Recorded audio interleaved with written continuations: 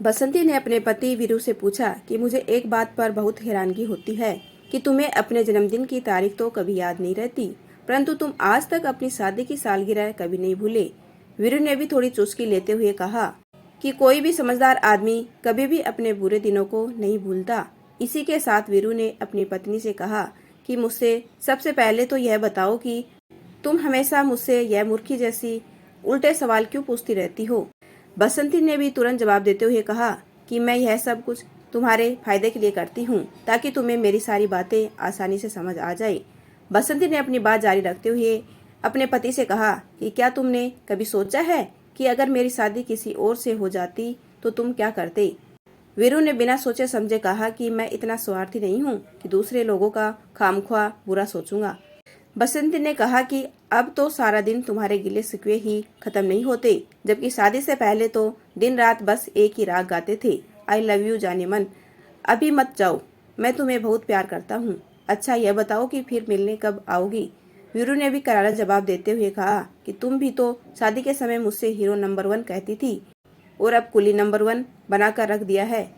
मैं इस बात से इनकार नहीं करता कि शादी से पहले मैं तुम्हें आई लव यू कहता था, लेकिन अब क्या तुमने खुद को कभी ढंग से आईने में देखा है जिसे मैं आई लव यू कहता था। वो एक बहुत ही खूबसूरत और हसीन लड़की थी। आज तो तुम आलू से भरी हुई बोरी की तरह दिखती हो। अब ऐसी औरत को कोई भी अच्छा इंसान यह तो नहीं कह सकता कि फिर कब आओगी। हाँ, इतना जरूर कहेगा कि मायके कब जाओगी। बसंती ने कहा कि मैं तो आज भी उतनी ही खूबसूरत हूँ, लेकिन मुझे ऐसा लगता है कि तुम्हारी ही नज़र कमजोर हो गई है। जो तुम्हें मुझ में अब सिर्फ कमियां ही कमियां दिखाई देती है। वीरू ने एक लंबी सांस लेते हुए कहा कि मुझे भी लगता है कि मेरी नज़र कमजोर हो गई। सोचता हूँ एक बढ़िया सा चश्मा लगवा ही लूँ। बसंती, तुम्हें चश्मा लगवाने का कोई फायदा नहीं होने वाला, इसलिए चश्मा लगवाकर क्यों अपने पैसे बर्बाद करने की सोच रहे हो, क्योंकि हमारे इलाके में मुझसे सुंदर दूसरी कोई औरत है ही नहीं। आज तो वैसे भी मैं ब्यूटी पार्लर में 3-4 घंटे लगाकर आई हूँ। वीरू ने बसंती के चेहरे की ओर गौर से देखकर कहा कि क्या आज भी तुम्हारी बारी नहीं आई जो बिना अपने चेहरे का मेकअप करवाए ही वापस आ गई हो।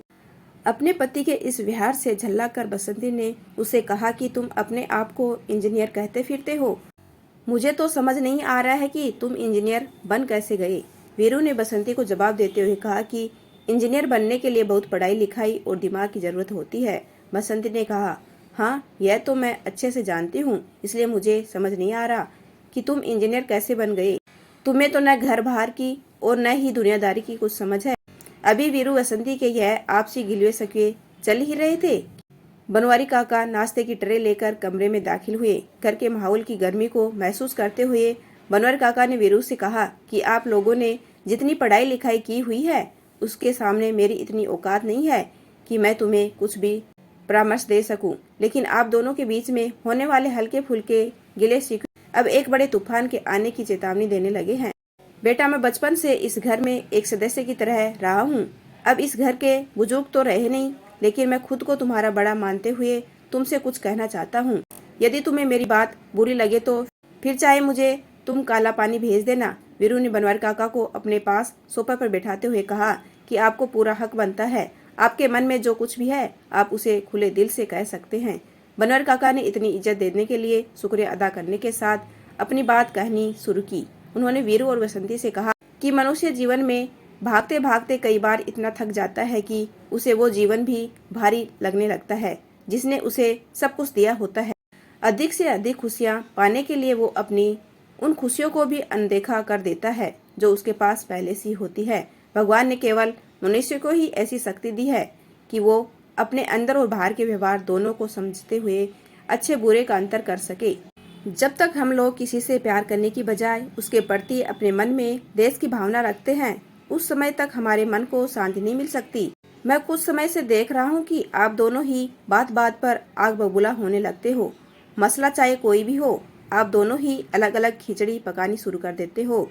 बेटा, अब तो मेरी भी उम्र ढलने लगी है, इसलिए मैं केवल दिखावे के लिए नहीं बल्कि सच्चे दिल से यह कहता हूँ कि किसी से मित्रता या शत्रुता हमारे व्यवहार पर ही निर्भर करती है, क्योंकि हम अक्सर उस व्यक्ति को अपना मित्र मान लेते हैं जो हमारी बात का समर्थन करते हुए हमारा साथ देता है। जो हमारी बात का जरा सा भी विरोध करता है उसे हम अपना दुश्मन मानने लगते हैं। किसी भी रिश्ते को अच्छे या बुरे तरीके से निभाना हर व्यक्ति की इच्छा पर निर्भर करता है, लेकिन हर कर्म के फल उसे ही भोगने पड़ते हैं। बनवारी काका की राय को दिल से कबूल करते हुए जोली अंकल इस बात को अच्छे से समझ गए हैं कि यदि आप समय रहते फालतू की शिकायतों को खत्म नहीं करते तो फिर यह छोटी छोटी बातें आपको खत्म कर देती है। पति पत्नी के गिले शिकवों में यदि थोड़ा सा प्यार का रंग भी शामिल हो जाए तो फिर यह हमारे गम कम करने के साथ साथ हमारी खुशियों को भी कई गुना बढ़ा देते हैं। उतावलापन कभी भी नहीं दिखाना चाहिए, क्योंकि सामने वाला आपका भेद जान जाता है। यदि आपको मेरा छोटा सा प्रयास अच्छा लगा हो तो चैनल को लाइक शेयर एंड सब्सक्राइब कीजिए। आपका अपना कीमती समय देने के लिए दिल से धन्यवाद।